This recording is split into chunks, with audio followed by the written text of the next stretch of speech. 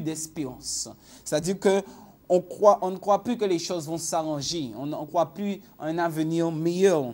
Donc, on est environné, on est même assiégé par des pensées négatives. Et c'est ce qui a tendance à nous faire démoraliser.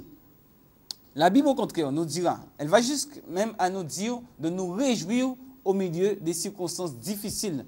Jésus disait, « Heureux serez-vous lorsqu'on vous outragera, qu'on vous persécutera et qu'on dira toutes sortes de choses de mal à cause de moi. Réjouissez-vous et soyez dans l'allégresse. » Pourquoi? Parce que votre récompense sera grande dans les cieux. Donc, ici, quelle est la clé? La clé, c'est que je ne m'appuie plus sur l'information qui me vient de l'extérieur. Les circonstances extérieures n'ont plus un effet positif ou négatif sur moi.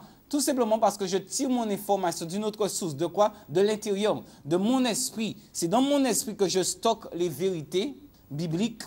Je suis censé les stocker. C'est dans mon esprit. Si j'ai une relation réelle avec Dieu, donc de lui, je vais recevoir de lui, de mon intérieur, une autre information qui va me dire, réjouis-toi parce que je suis avec toi. Réjouis-toi parce que tu peux avoir confiance en l'avenir, parce que je serai toujours avec toi, quelles que soient les circonstances. Donc la Bible, au contraire, nous encourage.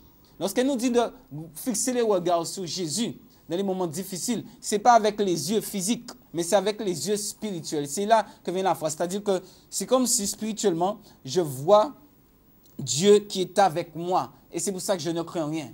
Quand je marche dans la rue, tu vas me voir environné de toutes sortes de voyous, de barrages, de délinquants. Tu vas dire, oh là là, il est perdu. Mais si tu ouvrais tes yeux spirituels, ou s'ils étaient ouverts, tu verrais, oh là là, il est entouré de plein d'anges. Attention aux voyous, ils ont intérêt à se méfier. Non, c'est peut-être idéaliste, ou ça pourrait peut-être que trop utopique ou insensé pour certains, mais c'est une vérité. Je me rappelle les sommes. Quand je marche dans la vallée de l'ombre de la mort. Je ne crains aucun mal. Ou David qui disait, je me réjouis à la vue de mes ennemis. Tout simplement, où on voit Élisée qui dit, alors il y a une histoire que j'aime beaucoup. C'était vraiment une histoire à démoraliser. Un prophète, Élisée, on a envoyé toute une armée pour le capturer. Et il est sous la montagne, cool, calme, et son serviteur est en train de s'affoler. Non, vraiment, là, il était démoralisé. Et il ne comprend pas pourquoi son maître ne s'inquiète pas. Il dit, mais maître, pourquoi tu es autant dans le calme? Et il a dit, ceux qui sont avec nous sont plus nombreux que ceux qui sont contre nous. Alors, le serviteur qui s'appelle Géhazi, au droite à gauche, il voit l'âne, Géhazi. Il voit l'âne, il voit Élisée, et il dit, comment ça? Ceux qui sont avec nous sont plus nombreux que ceux qui sont contre nous, je ne vois que l'âne. Et Élisée prie Dieu, il dit, Seigneur, ouvre-lui les yeux. Et lorsque ses yeux spirituels sont ouverts, il a vu toute l'armée des cieux, donc des anges avec des chars qui étaient là prêts à combattre pour Élisée. Donc ça veut dire que l'armée qui était avec Élisée, l'armée spirituelle, était plus nombreuse que l'armée physique là qui venait l'attaquer, l'armée adverse. Donc c'est la raison pour laquelle quelqu'un qui connaît ces vérités, il peut garder le moral même dans des situations difficiles. Oui, est-ce qu'on peut dire que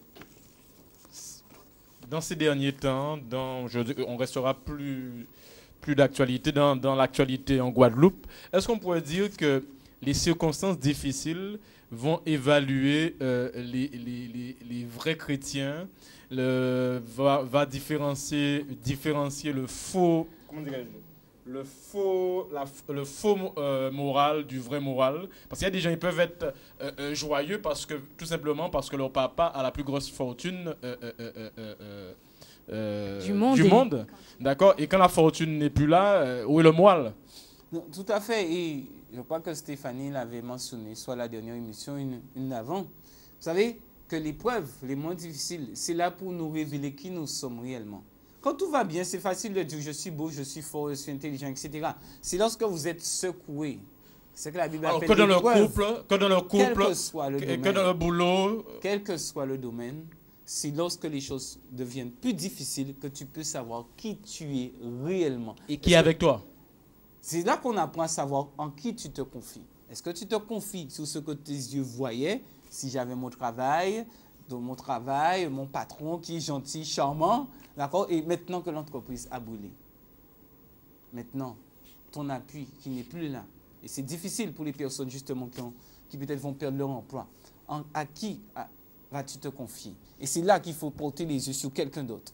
Oui, j'ai une pensée pour les personnes qui ont tellement eu d'échecs dans leur vie qu'aujourd'hui, elles ne veulent plus espérer. Parce que ne plus espérer, c'est quand même se protéger. qu'est-ce que tu pourrais leur dire? Alors, ça va peut-être paraître trop spirituel, mais la Bible J'ai parle l'habitude, d'un aurait dit. la Bible parle d'un homme qui a espéré contre toute espérance. Abraham. Il crut. La Bible dit espérant contre toute espérance, il crut. Ça veut dire qu'il y a vraiment des moments dans la vie où il semble ne plus avoir d'espoir. Mais je dis qu'à tout problème, il y a une solution. S'il existe un problème, quel que soit, citez-le, il existe une solution parce que Dieu existe. Tout simplement. D'accord. Alors, Woody, penses-tu que les mesures prises par le président Nicolas Sarkozy vont permettre à certains Guadeloupéens de retrouver le moelle après le conflit? Alors, c'est vrai que jeudi dernier, jeudi il y a 2 jours, beaucoup de personnes ont vu une petite lumière et mis leur espoir dans ce qui a été dit. Donc le moral est revenu, ils en ont